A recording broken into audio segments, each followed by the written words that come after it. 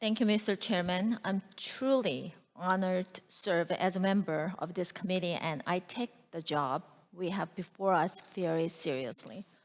More than one-third of my constituents are Asian Americans. Many of them are first-generation immigrants who, like my own parents, fled communism to find the freedom in this country. For them and for me, the threat from the Chinese Communist Party is personal. The threat of the CCP is not a partisan issue. It is not the talking points for the headlines. It is the greatest single threat facing the American people and democracy around the world.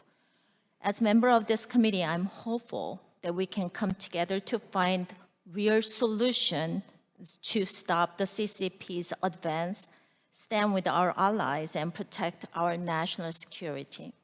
From calling on Olympic corporate sponsors to use their platforms to raise awareness of the CCP's long list of human rights abuses, to introducing legislation to revoke the CCP's absurd status as a developing nation, this is a top priority for me. It should be a top priority for all my colleagues, and I look forward to opportunities to work together on this most important issues.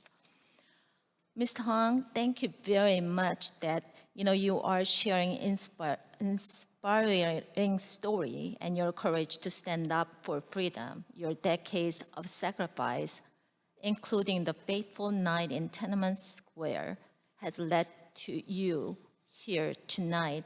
And you have seen the CCP repression. Thank you for your work alongside with Wei Jingsheng. The CCP threw you into the labor camp.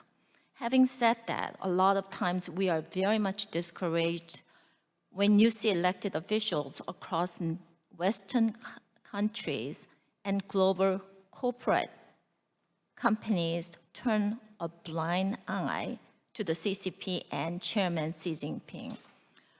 What do these CEOs and elected leaders need to do to protect those minority groups and vulnerable populations in China?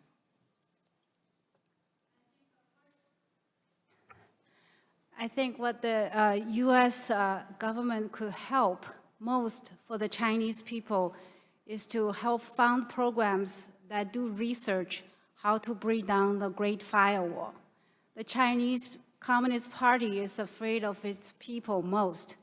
If the Chinese people have access to internet, free flow of information, then they would know the truth.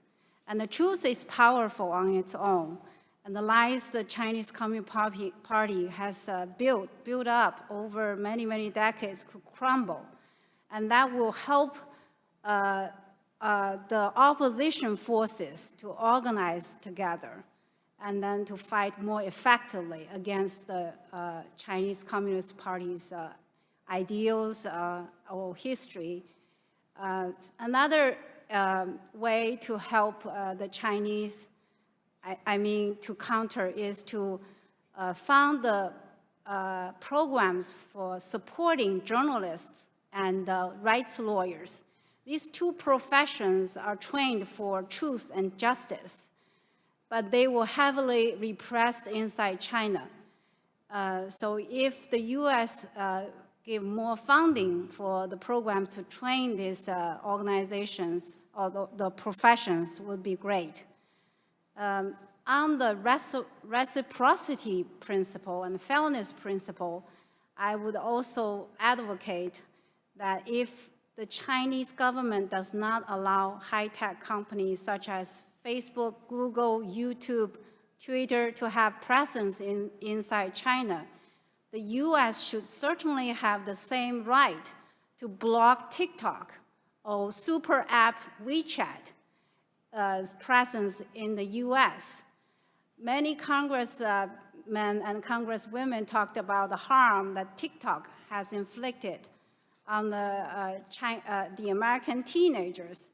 But I would call your attention to the harm that WeChat caused for the Chinese diaspora around the world. because the super app WeChat is a must-have inside China, and it also has become a must-have for every Chinese American or other Chinese living in Europe to have it, to have ties, to connect with friends and families inside China. For people like me, the WeChat has built an invisible wall so that my postings couldn't be viewed by folks inside China. And for those Chinese Americans who do not want to sacrifice their ties with Chinese friends and families, they self-censor and they restrain themselves from passing sensitive information to folks in China.